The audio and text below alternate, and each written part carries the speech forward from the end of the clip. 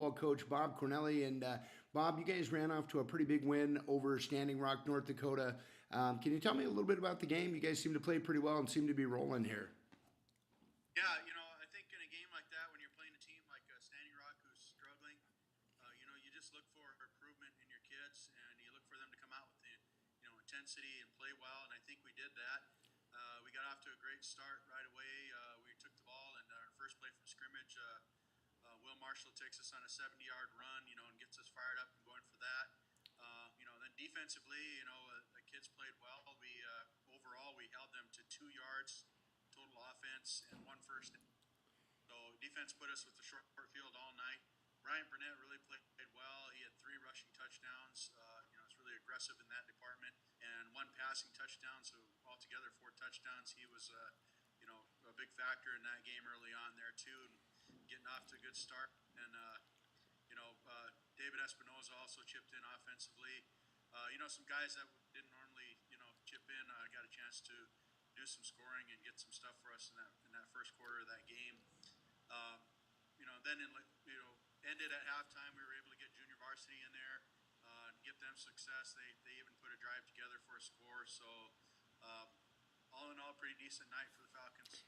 This might seem like a weird way to ask a question, but the other day I saw David Espinoza like flexing around in the gym for, I think it was a volleyball game or something. But can you talk a little bit about David? I noticed, I think he had 7 kickoffs, averaging 40 yards. He seems to have given you guys a kind of a lift in the special teams and on defense, hasn't he? Yeah, he's been a great surprise for us.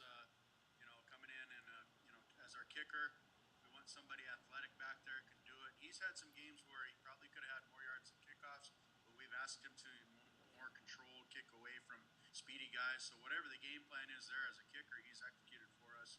And yesterday was probably his best, or Friday, was probably his best game kickoff wise, yardage wise. Great defensive player, has a real nose for the football. He's a guy that could play D line, could play linebacker, could play D back, and all the coaches want him in their positions. But he can be a factor in the game. So he played a little bit of linebacker the other night and defensive end. How about this freshman young man? I keep seeing Lancer Whitefeather show up in the box scores, and I think he had a touchdown run on Friday. But he's also been a pretty good defensive player for you, a young guy getting some minutes for the Falcons. Yeah, he's turned out to be a pretty good nose for the football defensively. He's been a good backup player for us in the linebacker spot. He's played in spots for us. Started a couple games for us even there too.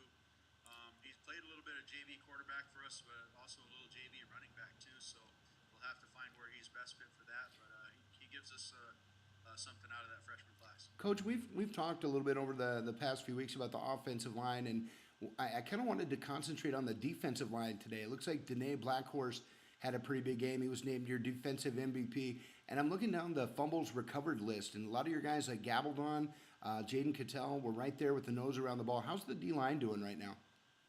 Yeah, the D line has been playing well for us. They really controlled that. Like I said, they only had 2 offensive yards total, and a lot of it is because they wanted to test us up the middle, but they weren't able to. Joe and Danae, are great against the run. Then when we need to get a guy who's a little bit quicker in there for a pass, that's where Cattell comes in for some pass rush there. So those 3 guys have been really great for us in the middle and controlling that middle, and then that lets those linebackers run free. They don't have to worry about those guys coming off and blocking for them, and they can do that.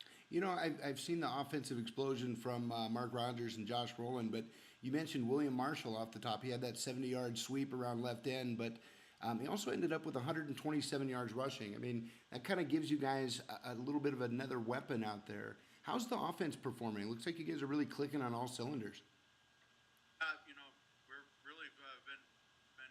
It's like you said, it doesn't matter who's getting the ball. It seems like with that, Will was able to place a little bit of halfback for us the other night.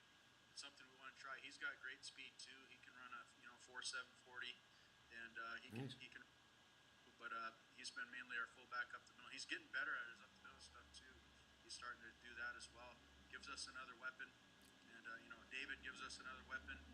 And Ryan running the ball too gives us another weapon running the ball. So we kind of, if we want to, we can have a 3-pronged attack along with Mark and along with Josh as well. Coach, you guys are 5-1. You head into a stretch where you see McLaughlin this weekend, and then St. Francis, and then of course finish up with St. Thomas More. How do you approach I don't know, the possibilities of playoffs, knowing you've got two winnable games here in the next few weeks before that big matchup with St. Thomas More.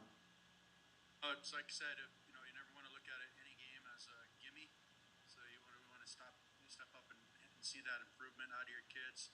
So that's another thing we'll look for this week. Kind of want to theme go 1-0 each week. Worry about the opponent at hand. So we're going to focus on McLaughlin. And hopefully too, the way things fall, the cookies crumble the way they may. We'll get a shot at the playoffs, but that's down the line. We'll worry about that last week when we go into that St. Thomas More. We should know a little better when we get to that last week of the season if we have a shot at that.